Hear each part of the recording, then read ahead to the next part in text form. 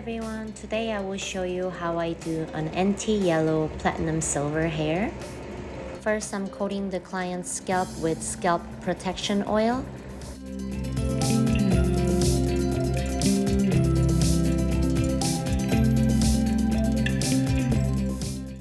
Then I'm going to spray her hair with some extra protein for pre-treatment.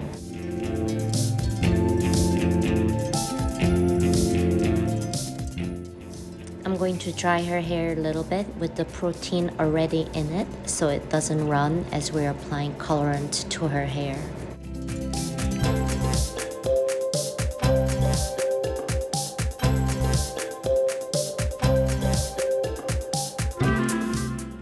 We're going to apply the colorant on her roots but not on the scalp, as her roots weren't bleached as much as the rest of the hair.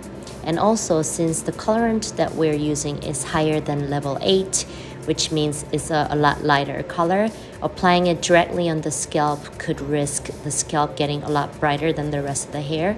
So we're going to avoid applying directly on the scalp, but also we're going to apply close to the scalp. For this client, I am applying on the front area before moving on to the back. I'm going to work on the left side and then move on to the right.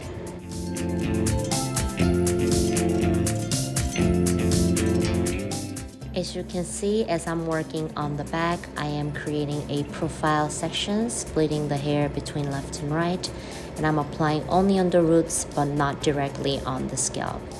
I will go ahead and apply on the right side of the roots first and then move on to the left side of her back of the head. Here you can see the application close up. Again, I am avoiding putting directly on the scalp while applying as close to the roots as possible. I'm going to work my way up to the front.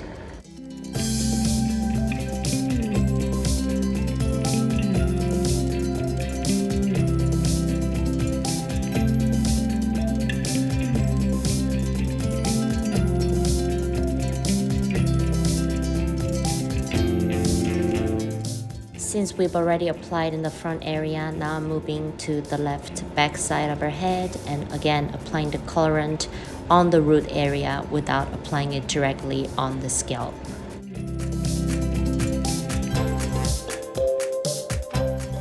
Once I've finished applying on the back side, I'm actually going to go ahead and check the front area as well, using cross-checking, which means since I use horizontal section to apply on the roots in the front area, now I'm using vertical sections to check that I have applied the colorant evenly on the roots.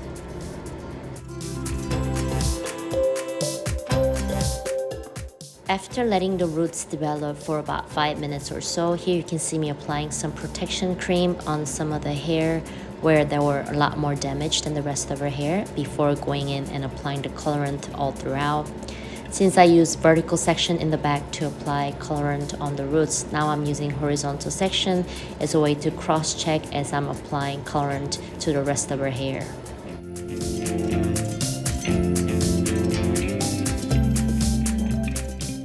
When I'm applying colorant on bleached hair like this, I actually make sure to double check and check again and use cross-checking often to make sure I'm not missing any spots, because if you miss any spots as you're applying colorant on bleached hair, it becomes quite obvious later on.